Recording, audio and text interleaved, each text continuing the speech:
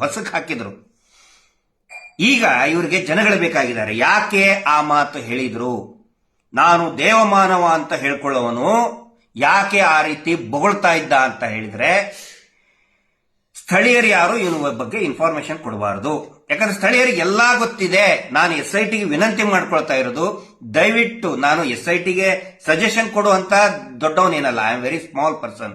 ಒಬ್ಬ PSI ಆಗಿ ಸಣ್ಣ ಸರ್ವಿಸ್ ಮಾಡಿದವಂತವ್ ನಾನು. ಆದ್ರೆ ನನ್ನ ಅನುಭವದಲ್ಲಿ ಹೇಳ್ತಾ ಇದ್ದೀನಿ, ಸ್ಥಳೀಯರು ಇವತ್ತು ಅನೇಕ ಜನ ರೆಡಿ ಇದ್ದಾರೆ. ಆದ್ರೆ ಒಂದು ಕೌನ್ಸೆಲಿಂಗ್ ಏನಾದ್ರೂ ಮಾಡುವ ವ್ಯವಸ್ಥೆ ಆದ್ರೆ ಅನೇಕರು ಐ ವಿಟ್ನೆಸ್ ಬರೋದಕ್ಕೆ ರೆಡಿ ಇದ್ದಾರೆ. ಆದ್ರೆ ಹಂಗ್ ಬರಬಾರ್ದು ಅಂತ ಹೇಳಿ ಈ ನಕಲಿ ದೇವಮಾನವ ಏನ್ ಹೇಳಿದಾನೆ, ನಾವು ನೀವು ಎಲ್ಲ ಒಂದೇ, ದೇವಸ್ಥಾನ ಬೇರೆ ಅಲ್ಲ, ನಾವು ಬೇರೆ ಅಲ್ಲ, ಗ್ರಾಮ ಬೇರೆ ಅಲ್ಲ, ನಾವು ಬೇರೆ ಅಲ್ಲ, ಎಲ್ಲೋ ಬೆಂಗಳೂರಿನವ್ರು ಕುತ್ಕೊಂಡು ಹೇಳಿದ್ರೆ ನಾವು ಹೆದರೋದಿಲ್ಲ ಅಂತ ಹೇಳ್ತಾರೆ. ಇವನಿಗೆ ಇಷ್ಟು ಗೊತ್ತಿಲ್ಲ, ಧರ್ಮಸ್ಥಳದವ್ರು ಯಾರು ಒಬ್ರು ಬಂದು ಅಲ್ಲಿ ₹1 ಹುಂಡಿಗೆ ₹1 ಹಾಕೋದಿಲ್ಲ. ಧರ್ಮಸ್ಥಳದ ನಿಮ್ಮ ಹುಂಡಿಗೆ ದುಡ್ಡು ಹಾಕೋದೇ ಬೆಂಗಳೂರು, ಉತ್ತರ ಕರ್ನಾಟಕ ಘಟ್ಟದ ಮೇಲೆ ಇರೋರು ಹಾಕೋರು. ಅವರಿಗೆ ನೀವು ಎಲ್ಲೋ ಬೆಂಗಳೂರಿನಲ್ಲಿ ಕುತ್ಕೊಂಡು ಅಂತ ನೀವು ಟೀಕೆ ಮಾಡ್ತೀರಾ? ಈಗ ಬುಡುಕು ಬಂದಿದೆಯಲ್ಲ, ನೀರು ಇಳಿತಾ ಇದೆ, ಬೆಟ್ಟದ ಮೇಲಿಂದ ನೀರು ಹರಿದು ಅಲ್ಲ, ನಿಮ್ಮ ಎಲ್ಲಾ ಕಡೆ ಹತ್ರ ನೀರು ಹರಿದು ಬರ್ತಾ ಇದೆ.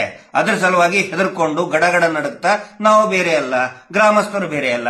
ಯಾಕೆ ಗ್ರಾಮಸ್ಥರನ್ನ ಈಗ ಅವರು ತಪ್ಕೊಳಕ್ ಹೋಗ್ತಾ ಇದಾರೆ ಅಂತ ಹೇಳಿದ್ರೆ, ಯಾರು ಹೇಳ್ಬೇಡ್ರಪ್ಪ. ನನ್ನ ತಮ್ಮ ಏನೇನ್ ಕಚ್ಚಡ ಕೆಲಸ ಮಾಡಿದ, ಹೆಂಗೆ ಹೊಡೆದ, ಹೆಂಗೆ ಅತ್ಯಾಚಾರ ಮಾಡಿದ, ಹೆಂಗೆ ರುಬ್ಬುಗೊಂಡಿನಿಂದ ನಾರಾಯಣ ಮತ್ತೆ ಯಮುನಾಗಿ ಜಡ್ಜ್ ಕೊಂದು ಹಾಕಿದ, ನನ್ನ ತಮ್ಮ ಹೇಳ್ಬೇಡ್ರಪ್ಪ. ನಾವು ನೀವು ಒಂದೇ. ಯಾವ ರೀತಿ ಆ ಬ್ರಾಹ್ಮಣರ ಮಗಳನ್ನ ಹೆಂಗೆ ಅತ್ಯಾಚಾರ ಮಾಡಿ ಕೊಲೆ ಮಾಡಿ ಬಾವಿಯಲ್ಲಿ ಬಿಸಾಕಿದ ಹೇಳ್ಬೇಡ್ರಪ್ಪ. ಸೌಜನ್ಯಾಳನ್ನ ಯಾವ ರೀತಿ ಬಿಸಾಕಿದ್ವಿ ಹೇಳ್ಬೇಡ್ರಪ್ಪ. ನಾವು ನೀವು ಒಂದೇ ಕಣ್ರಪ್ಪ ಅಂತ ಹೇಳ್ತಾ ಇದ್ದಾರೆ. ಯಾವ ರೀತಿ ನಿಮ್ಮ ದಲಿತರ ಜಮೀನನ್ನ ಮಲೆ ಕುಡಿಯ ಸಮುದಾಯದ ನಾಯಿಗಳನ್ನು ಕೂಡ ಬಿಟ್ಟಿಲ್ರಿ ಇವರು. 1987 ದಶಕದಲ್ಲಿ ದೊಡ್ಡ ಹೋರಾಟ ನಡೀತು. ಈ ಪದ್ಮಲತಾಳ ತಂದೆ ಅದರ ವಿರುದ್ಧನೇ ಧ್ವನಿ ಎತ್ತಿದ್ದು. ಮಲೆ ಕುಡಿಯ ಸಮುದಾಯದವ್ರನ್ನ ಎತ್ತಂಗಡಿ ಮಾಡ್ತಾ ಇದ್ರು, ಬಲವಂತವಾಗಿ ಎತ್ತಂಗಡಿ ಮಾಡ್ತಾ ಇದ್ರು. ಎತ್ತಂಗಡಿ ಮಾಡಬೇಕಾದ್ರೆ ಇದೇ ಥರ್ಡ್ ಕ್ಲಾಸ್ ನಕಲಿ 420 ದೇವಮಾನವ ಆ ಮಲೆ ಕುಡಿಯ ಜನಾಂಗದವ್ರನ್ನ ಎತ್ತಂಗಡಿ ಮಾಡಬೇಕಾದ್ರೆ ಚಿಕ್ಕ ಚಿಕ್ಕ ನಾಯಿ ಮರಿಗಳನ್ನ ಕೈ ಕಾಲು ಕಟ್ಟಿ ಆ ಗೋಣಿ ಚೀಲದಲ್ಲಿ ತುಂಬಿ ಅವುಗಳನ್ನು ಕೂಡ ಕಳಿಸ್ಕೊಟ್ಟ. ಇದು ದಬ್ಬಾಳಿಕೆ. ಯಾಕೆ ನನ್ನ ಮೇಲೆ ದಬ್ಬಾಳಿಕೆ? ಯಾಕೆ ನನ್ನ ಮೇಲೆ ಶೋಷಣೆ? ದಬ್ಬಾಳಿಕೆ ಇದೆ. ಇನ್ನೊಂದು ಹೆಸರೇ ಈ ನಕಲಿ ದೇವಮಾನವನ ಕುಟುಂಬ ಇರೋದು. ಈಗ ಡ್ರಾಮಾ ಮಾಡ್ತಾ ಇದ್ದಾನೆ. ಯಾಕಂದ್ರೆ ನೀರು ಇಳಿತಾ ಇದೆ, ನೀರು ಇಳಿದು ಬರ್ತಾ ಇದೆ ಅಲ್ಲ, ಅದಕ್ಕೆ ಹಿಂಗೆಲ್ಲ ಆಗ್ತಾ ಇದೆ. ಅದಕ್ಕೆ ಈ ಎಲ್ಲ ಬೆಳವಣಿಗೆಗಳು ಏನಾಗ್ತಾ ಇದೆ, ಈಗ ಏನೋ ಒಂದು ತಾರ್ಕಿಕ ಅಂತ್ಯ ಮುಟ್ಟುತ್ತೆ ಅನ್ನುವಂತಹ ವಿಶ್ವಾಸ SITಯಿಂದ ಒಂದು ತಾರ್ಕಿಕ ಅಂತ್ಯ ಮುಟ್ಟುತ್ತೆ ಅನ್ನುವಂಥ ವಿಶ್ವಾಸ ಬರ್ತಾ ಇದೆ. ಹಿಂಗಾಗಿ ಇದನ್ನ ದಾರಿ ತಪ್ಪಿಸೋದಕ್ಕೆ SIT ನಿಂತೇ ಹೋಯ್ತು. ಯಾಕಪ್ಪ ನಿಲ್ಲಿಸಬೇಕು? ನಾನು ನೋಡಿ ಇಲ್ಲಿ ಪ್ರತಿಯೊಂದು ಸಾರಿ ನನ್ ಕೇಳ್ತಾರೆ, ಎಲ್ಲಾ ನನ್ಗೆ ಕೌಂಟರ್ ಮಾಡ್ಬೇಕಾದ್ರೆ ನನ್ ಕೇಳ್ತಾರೆ, ಸಾಕ್ಷಿ ಇದೆ ಅಂತ ಹೇಳ್ತೀರಿ, ಸಾಕ್ಷಿನೇ ಯಾಕೆ ತೋರಿಸ್ತಾ ಇಲ್ಲ ಅಂತ ಕೇಳ್ತೀರಲ್ಲ. ಸಾಕ್ಷಿ ಹುಡುಕ್ಬೇಕಾಗಿದ್ದು ಇದು SIT ತಾನೆ, ಮತ್ತೆ SITನೇ ನಿಲ್ಸಕ್ ಯಾಕೆ ಮಾಡ್ತಾ ಇದ್ದೀರಾ? ಹಿಂದೆ ಯಾವ ಇನ್ವೆಸ್ಟಿಗೇಷನ್ ನಡೆಯೋದಕ್ಕೆ ಬಿಡ್ಲಿಲ್ಲ ಇವರು. ಸೌಜನ್ಯ ಪ್ರಕರಣ, ಪದ್ಮಲತಾ ಪ್ರಕರಣ, ವೇದವಲ್ಲಿ ಪ್ರಕರಣ SIT ನಡೆಯೋದಕ್ಕೆ ಬಿಡ್ಲಿಲ್ಲ ಇವರು. ತನಿಖೆ ಮಾಡಿರ್ತಾನೆ, ಪ್ರಾಪರ್ ಇನ್ವೆಸ್ಟಿಗೇಷನ್ ಮಾಡಿದ್ರೆ ಸಾಕ್ಷಿಗಳು ಸಿಗ್ತವೆ. ಈಗ SIT ಸಾಕ್ಷಿಗಳನ್ನು ಹುಡುಕ್ತಾ ಇದೆ, ಆ SITನೇ ನಿಲ್ಸೋದಕ್ಕೆ ಒಂದು ಷಡ್ಯಂತ್ರ ಮಾಡ್ತಾ ಇದ್ದಾರೆ. ನಕಲಿ ದೇವಮಾನವನ ಕುತಂತ್ರ ನಡೆಯುವುದಿಲ್ಲ, ಷಡ್ಯಂತ್ರ ನಡೆಯುವುದಿಲ್ಲ, ಅದು ಗೊತ್ತಿರಲಿ. ಹಿಂಗಾಗಿ ಕೊನೆಯದಾಗಿ ಒಂದು ವಿನಂತಿ ಮಾಡ್ಕೊಳ್ತಾ ಇದ್ದೇನೆ. ಬರುವಂತಹ 9 ಮತ್ತು 10ನೇ ತಾರೀಕು, ಯಾಕಂದ್ರೆ ಬಹಳ ಪ್ರಮುಖ ದಿನ, ಕರಾಳ ದಿನ. ಸೌಜನ್ಯಾಳ ಅಪಹರಣ ಆಗಿದ್ದು ಅಕ್ಟೋಬರ್ 9ನೇ ತಾರೀಕು ಸಾಯಂಕಾಲ 4:15. ಅವಳ ಮೃತದೇಹ ಸಿಕ್ಕಿದ್ದು ಮರುದಿನ 10ನೇ ತಾರೀಕಿಗೆ. ಹೀಗಾಗಿ ಅಕ್ಟೋಬರ್ ಅಂದ್ರೆ 13 ವರ್ಷ ಮುಗಿತದೆ, 14ನೇ ವರ್ಷ ಕಾಲಿಡ್ತೀವಿ. ಇಡೀ ರಾಜ್ಯಾದ್ಯಂತ ಎಲ್ಲಾ ನಮ್ಮ ಈ ನಾಡಿನ ನಮ್ಮ ಪ್ರಗತಿಪರ ಸಂಘಟನೆಗಳು, ಹಿಂದೂ ಸಂಘಟನೆಗಳು, ಎಡ ಸಂಘಟನೆಗಳು, ಬಲ ಸಂಘಟನೆಗಳು, ಅದು ಸಿದ್ಧಾಂತವನ್ನ ಬಿಟ್ಟು ಸಾಮಾಜಿಕ ಕಳಕಳಿರುವಂತ ಎಲ್ಲರೂ ಒಟ್ಟಾಗಿ ಇಡೀ ರಾಜ್ಯಾದ್ಯಂತ ಅನೇಕ ತಾಲೂಕುಗಳು, ಎಲ್ಲಾ ಜಿಲ್ಲೆಗಳಲ್ಲಿ ಒಂದು ಶಾಂತಿಯುತವಾದಂತಹ ಪ್ರತಿಭಟನೆ, ಅದು ಪ್ರತಿಭಟನೆ ಇರಬಹುದು ಅಥವಾ ಪ್ರಾರ್ಥನೆನೂ ಕೂಡ ಆಗಿರಬಹುದು. ದಯವಿಟ್ಟು ಎಲ್ಲರೂ ಕೂಡ ನಿಮ್ಮ ಗ್ರಾಮಗಳಲ್ಲಿ ಅಥವಾ ಊರುಗಳಲ್ಲಿ, ಜಿಲ್ಲೆಗಳಲ್ಲಿ, ತಾಲೂಕುಗಳಲ್ಲಿ ಸಾಧ್ಯ ಆದಷ್ಟು ಜನ ತಾವು ಒಟ್ಟುಗೂಡಿ ಸೌಜನ್ಯಾಳಿಗೆ ಅಂದ್ರೆ ಒಂದಿಷ್ಟು ಬೇಡಿಕೆಗಳನ್ನ, ಪ್ರಾರ್ಥನೆಗಳು, ಅಥವಾ ನೀವು ತಹಶೀಲ್ದಾರ್ ಕಚೇರಿಗೋ ಅಥವಾ DC ಆಫೀಸ್ಗೋ ಹೋಗಿ ಒಂದು ಸರ್ಕಾರಕ್ಕೆ ಒಂದು ಮನವಿ ಕೊಡುವಂತ ಪ್ರಯತ್ನ ಮಾಡಬೇಕು ಅಂತ ಒಂದು ಕರೆಯನ್ನ ಈ ಮೂಲಕ ನಾವು ಕೊಡ್ತಾ ಇದ್ದೀವಿ. ಅದರಲ್ಲಿ ಮೊದಲನೇದ್ದು ಸೌಜನ್ಯ ಮತ್ತು ನಾರಾಯಣ ಮಾವುತ ಕೊಲೆ ಮರು ತನಿಖೆ ಆಗಬೇಕು. ಪದ್ಮಲತಾ, ವೇದವಲಿ ಪ್ರಕರಣಗಳು ಕೂಡ ಮರು ತನಿಖೆಯಾಗಿ ಅತ್ಯಾಚಾರಿ ಕೊಲೆಗಡಕರಿಗೆ ಶಿಕ್ಷೆ ಆಗಬೇಕು. ಒಂದನೇದ್ದು ಮರು ತನಿಖೆ ಆಗಬೇಕು, ಅವರಿಗೆಲ್ಲರಿಗೂ ಕೂಡ ನ್ಯಾಯ ಸಿಗಬೇಕು. ಎರಡನೇದ್ದು ಧರ್ಮಸ್ಥಳ ಹತ್ಯಾಕಾಂಡ ಏನಿದೆ, ಅಂದ್ರೆ ಈ ಹೂತಿಟ್ಟ ಶವಗಳ ಪ್ರಕರಣಕ್ಕೆ ಒಂದು ತಾರ್ಕಿಕ ಅಂತ್ಯ ಆಗಲೇಬೇಕು SIT ಇಂದ. ಆ ಧರ್ಮಸ್ಥಳ ಪ್ರಕರಣಗಳಲ್ಲಿ ಅಸಹಜ ಸಾವು 400ಕ್ಕಿಂತಲೂ ಕೂಡ ಹೆಚ್ಚು ಅಸಹಜ ಸಾವುಗಳೇನಿದೆ ಅದಕ್ಕೆ ಸಂಬಂಧಪಟ್ಟಂತಹ ಉಗ್ರಪ್ಪ ವರದಿ ಇದೆ, ಮಿಸ್ಸಿಂಗ್ ಪ್ರಕರಣಗಳಿದೆ, ಇನ್ನೂ ಕೂಡ ಸಿಕ್ಕೇ ಇಲ್ಲ. ಅನೇಕ ಕೊಲೆಗಳು ನಡೆದರೂ ಕೂಡ ಅದರ ತನಿಖೆನೇ ಆಗಿಲ್ಲ. ಈಗಾಗಲೇ ಅದರ ಬಗ್ಗೆ ದೂರುಗಳು ಕೂಡ ಬಂದಿದೆ, SITಗೆ ದೂರನ್ನು ಕೂಡ ಕೊಟ್ಟಿದ್ದಾರೆ. ರಾಜ್ಯದ ವಿವಿಧ ಭಾಗಗಳಿಂದನೂ ಕೂಡ ಜನ ಇವತ್ತು ಬರ್ತಾ ಇದ್ದಾರೆ.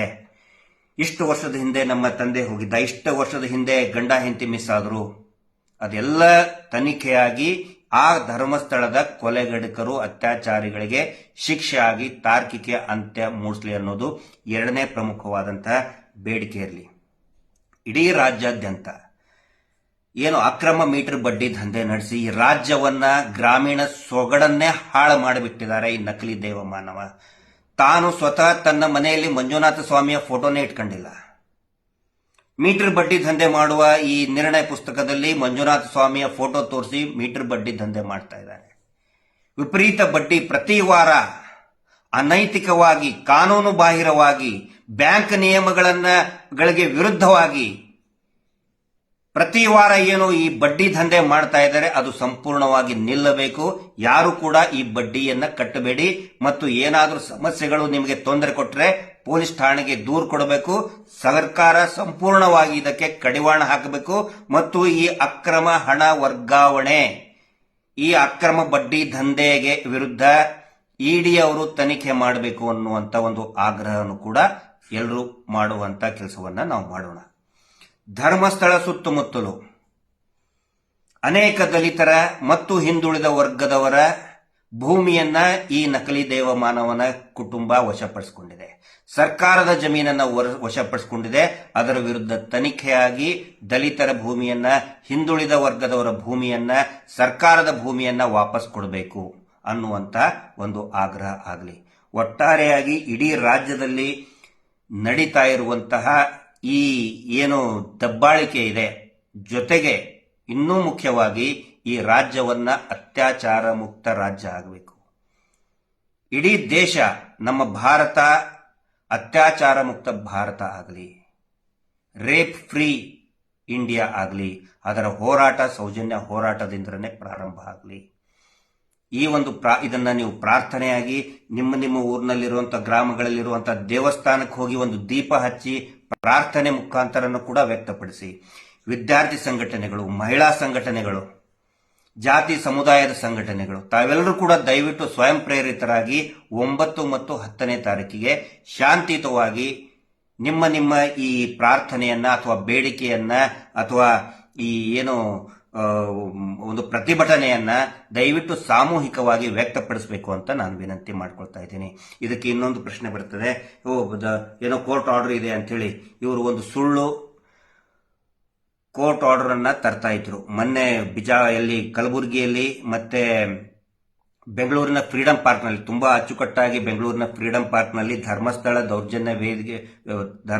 ದೌರ್ಜನ್ಯ ವಿರೋಧಿ ವೇದಿಕೆಯಿಂದ ನಮ್ಮ ನವೀನ್ ಅವರಿರ್ಬೋದು, ಹರೀಶ್ ಅವರು ಇರ್ಬೋದು, ಎಲ್ಲರೂ ಸೇರ್ಕೊಂಡು ಇಡೀ ಸುಭಾಷಿಣಿ ಅಲಿ ಅಂತ ಅತ್ಯಂತ ಪ್ರಮುಖರು, ಅನೇಕ ಹಿತಚಿಂತಕರು, ದಲಿತ ಮುಖಂಡರು, ಸಾಹಿತಿಗಳು ಎಲ್ಲರೂ ಕೂಡ ಬಂದು ಅತ್ಯದ್ಭುತವಾದಂತಹ ಹೋರಾಟವನ್ನ ರೂಪಣೆ ಮಾಡಿದ್ರು. ಅವಾಗಲೂ ಕೂಡ ಇವರು ಏನ್ ಮಾಡಿದ್ರು, ಪೊಲೀಸ್ ಸ್ಟೇಷನ್ಗೆ ಹಳೆ ಯಾವುದೋ ಒಂದು ಕಿತ್ತೋದ ಆರ್ಡರ್ ತೋರಿಸಿದ. ಈ ನಕಲಿ ದೇವಮಾನವನ ಒಬ್ಬ ಸಂಡೇ ಲಾಯರ್ ಇದ್ದಾನೆ, ಅವನು ಬಂದು ಪೊಲೀಸ್ ಸ್ಟೇಷನ್ ಫೋನ್ ಮಾಡಿ ಆರ್ಡರ್ ಇದೆ, ಪ್ರತಿಭಟನೆ ಮಾಡಕ್ಕಾಗಲ್ಲ ಅಂತ ಹೇಳಿದ. ಆದ್ರೆ ಅದು ಆ ತರ ಇಲ್ಲ, ಅದು ಆ ಆರ್ಡರ್ ಸ್ಕ್ವಾಶ್ ಆಗಿದೆ. ಕಲಬುರಗಿಯಲ್ಲಿ ಪ್ರತಿಭಟನೆ ಮಾಡಬೇಕಾದ್ರೂ ಕೂಡ, ಬಡ್ಡಿ ದಂಧೆ ವಿರುದ್ಧ ಪ್ರತಿಭಟನೆ ಮಾಡಬೇಕಾದ್ರೂ ಕೂಡ ಅದೇ ಸುಳ್ಳನ್ನ ಪೊಲೀಸ್ ಠಾಣೆಗೆ ಹೇಳಿದ್ರು, ಅದು ಆರ್ಡರ್ ಇದೆ ಮಾಡಬಾರ್ದು ಅಂತೇಳಿ. ಆ ತರಹದ ಯಾವುದೇ ಆದೇಶಗಳು, ಕೋರ್ಟ್ ಆದೇಶಗಳು ಇಲ್ಲ. ನ್ಯಾಯಯುತವಾಗಿ ಶಾಂತಿಯುತವಾಗಿ ಪ್ರತಿಭಟನೆ ಮಾಡುವ ಹಕ್ಕು ಎಲ್ಲರಿಗೂ ಇದೆ. ಹಿಂಗಾಗಿ ಪ್ರತಿಭಟನೆ ಧರ್ಮಸ್ಥಳದ ವಿರುದ್ಧನೇ, ಅಲ್ಲಿ ದೌರ್ಜನ್ಯದ ವಿರುದ್ಧ ಪ್ರತಿಭಟನೆ ಮಾಡಬಾರದು ಅಂತ ಹೇಳಿ ಯಾವುದೇ ಕೋರ್ಟ್ ಇಲ್ಲ. ಇದು ಪೊಲೀಸ್ ಇಲಾಖೆಯ ಗಮನಕ್ಕೆ, ಪೊಲೀಸ್ ಠಾಣೆ ಗಮನಕ್ಕೆ, ಪೊಲೀಸ್ ಅಧಿಕಾರಿಗಳ ಗಮನಕ್ಕೆ ಇರಲಿ. ಅದಕ್ಕೆ ಬೇಕಾದಂತಹ ಪೂರಕ ದಾಖಲೆಗಳು ನಮ್ಮ ಹತ್ರ ಇದೆ. ನಾವು ಅದನ್ನ ನಮ್ಮ ಈ ಸೋಷಿಯಲ್ ಮೀಡಿಯಾ ಗ್ರೂಪ್ಗಳಲ್ಲಿ ಕೂಡ ಹಾಕ್ತಾ ಇದೀವಿ. ಎಲ್ಲರ ಗಮನಕ್ಕೂ ಕೂಡ ಸಾರ್ವಜನಿಕರ ಗಮನಕ್ಕೆ ತರ್ತಾ ಇದೀವಿ. ದಯವಿಟ್ಟು 9 ಮತ್ತು 10ನೇ ತಾರೀಕಿಗೆ ರಾಜ್ಯದ ಎಲ್ಲಾ ಕಡೆಗಳಿಗೂ ಕೂಡ ಈ ಒಂದು ಪ್ರಾರ್ಥನೆ ಅಥವಾ ಪ್ರತಿಭಟನೆ, ಶಾಂತಿಯುತವಾದಂತಹ ಪ್ರತಿಭಟನೆ ಎಲ್ಲರೂ ಕೂಡ ಮಾಡಿ ಈ ಹೋರಾಟದ ಒಂದು ಶಕ್ತಿ ತುಂಬಬೇಕು. ಯಾಕಂದ್ರೆ ಇದು ಒಂದು ಜನಸಾಮಾನ್ಯರ ಹೋರಾಟ. ಇದಕ್ಕೆ ಯಾವುದೇ ದೊಡ್ಡ ರಾಜಕಾರಣಿಗಳ ಬೆಂಬಲ ಆಗಲಿ, ದೊಡ್ಡ ದೊಡ್ಡ ಬಿಸ್ನೆಸ್ ಮ್ಯಾನ್ ಬೆಂಬಲ ಆಗಲಿ, ಯಾವರ ಬೆಂಬಲ ಕೂಡ ಇಲ್ಲ. ಇದು ಜನಸಾಮಾನ್ಯರ ಹೋರಾಟ, ಶೋಷಣೆಗೆ ಒಳಗಾದಂತಹ ಜನಸಾಮಾನ್ಯರ ಹೋರಾಟ. ಹಿಂಗಾಗಿ ಅತಿ ಹೆಚ್ಚು ಸಂಖ್ಯೆಯಲ್ಲಿ ಜನಸಾಮಾನ್ಯರು ಇದರಲ್ಲಿ ಭಾಗವಹಿಸಬೇಕು. ಮಂಗಳೂರು ಮತ್ತೆ ಈ ಅವತ್ತಿನ ದಿನಾನೇ ಪಾಂಗಳದಿಂದ ಉಜಿರೆ ಅಥವಾ ಬೆಳ್ತಂಗಡಿವರೆಗೆ ಒಂದು ಮೌನ ಮೆರವಣಿಗೆ ಇಡುವಂತಹ ಒಂದು ಯೋಚನೆ ಕೂಡ ಇದೆ. ಆದರೆ ಅದು ನಮ್ಮ ಮಹೇಶ್ ಶೆಟ್ಟಿ ತಿಮರೋಡಿ ಅವರ ಬಹುಶಃ ನಾಳೆ ನಮ್ಮ ಎಲ್ಲರ ಒಂದು ಪ್ರಾರ್ಥನೆ ಇದೆ, ಅವರಿಗೊಂದು ಬೇಲ್ ಸಿಗಬೇಕು ಅಂತ ಹೇಳಿ. ಅದಾದ ನಂತರ ಅವರ ನಾಯಕತ್ವದಲ್ಲಿ, ಅವರ ಒಂದು ಮಾರ್ಗದರ್ಶನದಲ್ಲಿ ಅವರು ಬಂದ ಮೇಲೆ ಅದನ್ನು ನಾವು ಅನೌನ್ಸ್ ಮಾಡ್ತಾ ಇದ್ದೇವೆ. ಇನ್ನೂ ಅನೌನ್ಸ್ ಮಾಡಿಲ್ಲ, ಬಹುಶಃ ಇನ್ನೊಂದು ನಾಳೆ ನಾಡ್ದು ಅವರು ಬಂದ ಮೇಲೆ ಅನೌನ್ಸ್ ಮಾಡ್ತಾರೆ. ಅಲ್ಲಿವರೆಗೆ ನಾವು ವೇಟ್ ಮಾಡೋಣ. ಆದರೆ ಇಡೀ ರಾಜ್ಯಾದ್ಯಂತ ಬೆಂಗಳೂರಿನ ಫ್ರೀಡಂ ಪಾರ್ಕ್ ನಲ್ಲಿನೂ ಕೂಡ ಈ ಕ್ಯಾಂಡಲ್ ಲೈಟ್ ಮಾರ್ಚು, ಈ ತರ ಯಾರ್ಯಾರು ಆಸಕ್ತರಿದ್ದೀರಿ, ಕನ್ನಡ ಪರ ಸಂಘಟನೆಗಳು ಇರ್ಬೋದು, ರೈತ ಸಂಘಟನೆಗಳಿರ್ಬೋದು, ಎಲ್ಲರೂ ಕೂಡ ಒಗ್ಗಟ್ಟಾಗಿ ಈ ಒಂದು ಹೋರಾಟಕ್ಕೆ ಒಂದು ಶಕ್ತಿಯನ್ನ ತುಂಬಬೇಕು ಅಂತ ವಿನಂತಿ ಮಾಡ್ಕೊಳ್ತಾ ಇದ್ದೇನೆ. ಕೊನೆಯದಾಗಿ ನಾನು ಪ್ರತಿ ಇದರಲ್ಲಿನೂ ಕೂಡ ಹೇಳ್ತಾ ಇರ್ತೀನಿ, ಆದಷ್ಟು ಹೆಚ್ಚಿನ ಸಂಖ್ಯೆಯಲ್ಲಿ ಯೂಟ್ಯೂಬ್ಗರ್ಗಳನ್ನ ಬೆಂಬಲಿಸಿ. ಯಾಕಂತ ಹೇಳಿದ್ರೆ ಈ ಸುಳ್ಳಿನ ಜಾತ್ರೆಯನ್ನ ನಡೆಸ್ತಾ ಇದ್ದಾರಲ್ಲ, ನಿಜವಾದ ಸುದ್ದಿಗಳನ್ನ ಪ್ರಸಾರ ಮಾಡ್ತಾ ಇಲ್ಲ. ಸುಳ್ಳು ಸುದ್ದಿಯ ಕಾರ್ಖಾನೆಗಳನ್ನ ಬದಿಗಿಟ್ಬಿಡಿ. ಸುಮ್ಮನೆ ನೂರಾರು ರೂಪಾಯಿ, ಸಾವಿರಾರು ರೂಪಾಯಿ ತಿಂಗಳ ಆ ಟಿವಿ ಚಾನೆಲ್ಗಳಿಗೆ ಎಲ್ಲ ಟಿವಿ ಚಾನೆಲ್ ನಾನು ಬ್ಲೇಮ್ ಮಾಡ್ತಾ ಇಲ್ಲ. ಮತ್ತು ನಾವು ಟಿವಿ ಚಾನೆಲ್ಗಳ ಮೇನ್ ಸ್ಟ್ರೀಮ್ ಮೀಡಿಯಾ ವಿರೋಧಿಗಳು ನಾವಲ್ಲ. ಆದರೆ ಅಲ್ಲಿರ್ತಕ್ಕಂತಹ ಸುಳ್ಳು ಸುದ್ದಿ ಪ್ರಸಾರ ಮಾಡ್ತಾ ಇರ್ತಕ್ಕಂತಹ ಆಂಕರ್ಗಳು, ಲಂಚಕೋರ ಆಂಕರ್ಗಳ ವಿರುದ್ಧ ನಾವಿದ್ದೀವಿ. ದಯವಿಟ್ಟು ಆ ಚಾನೆಲ್ಗಳನ್ನ ಅನ್ಸಬ್ಸ್ಕ್ರೈಬ್ ಮಾಡಿ. ಅನೇಕ ಯೂಟ್ಯೂಬ್ಗರ್ಗಳು ಚಿಕ್ಕ ನಾನು ನೋಡ್ತಾ ಇದ್ದೆ ಇವತ್ತು ನಿರಂತರವಾಗಿ. ಆನಂತರ ನಮ್ಮ ಶಶಿಧರ್ ಭಟ್ ಅಂತ ಇನ್ನು ಅನೇಕರು ಜನ ಅಡ್ವೊಕೇಟ್ಗಳು ಮಾತಾಡ್ತಾ ಇದ್ದಾರೆ. ಮನೆಯಲ್ಲಿ ಕೂತ್ಕೊಂಡು ಒಂದು ಕ್ಯಾಮ್ರಾದಲ್ಲಿ ಕೂತ್ಕೊಂಡು ಮಾತಾಡ್ತಾ ಇದ್ದಾರೆ. ದಯವಿಟ್ಟು ಅವುಗಳನ್ನು ಸಬ್ಸ್ಕ್ರೈಬ್ ಮಾಡಿ. ಇದು ಯೂಟ್ಯೂಬರ್ಗಳ ಒಂದು ರೆವಲ್ಯೂಷನ್. ಯಾವ ರೀತಿ ಇಡೀ ಜಗತ್ತಿನಾದ್ಯಂತ ಯಾವಾಗ ಮೇನ್ ಸ್ಟ್ರೀಮ್ ಮೀಡಿಯಾಗಳು ಲಂಚಕೋರುಗಳಾಗ್ತಾರೆ, ಪ್ರಭಾವಿಗಳ ಪರವಾಗಿ ನಿಂತ್ಕೊಳ್ತಾರೆ, ಆವಾಗ ನಿಂತ್ಕೊಂಡಿದ್ದೇ ಸಾಮಾಜಿಕ ಜಾಲತಾಣ ಮತ್ತು ಯೂಟ್ಯೂಬರ್ಗಳು. ನಿಜವಾಗಲೂ ಕೂಡ ಈ ಹೋರಾಟವನ್ನು ಗಟ್ಟಿಯಾಗಿ ನಿಲ್ಲಿಸಿದ್ದು ಯೂಟ್ಯೂಬರ್ಗಳು. ದಯವಿಟ್ಟು ಏನೇ ಸಹಾಯ ಸಬ್ಸ್ಕ್ರೈಬರ್ ಮಾಡೋದಿದ್ರೆ ಆ ಯೂಟ್ಯೂಬ್ಗಳಿಗೆ ಸಬ್ಸ್ಕ್ರೈಬ್ ಮಾಡಿ, ಅವುಗಳಿಗೆ ಒಂದು ಶಕ್ತಿಯನ್ನು ತುಂಬ್ರಿ ಮತ್ತು ಆ ವಿಡಿಯೋಗಳನ್ನು ಎಲ್ಲ ಹೆಚ್ಚಿನ ಸಂಖ್ಯೆಯಲ್ಲಿ ಶೇರ್ ಮಾಡಿ ಅಂತ ವಿನಂತಿ ಮಾಡ್ಕೊಳ್ತಾ ಈ ಮಾತನ್ನು ಮುಗಿಸ್ತಾ ಇದ್ದೇನೆ. Justice for Soujanya. ನಮಸ್ತೆ.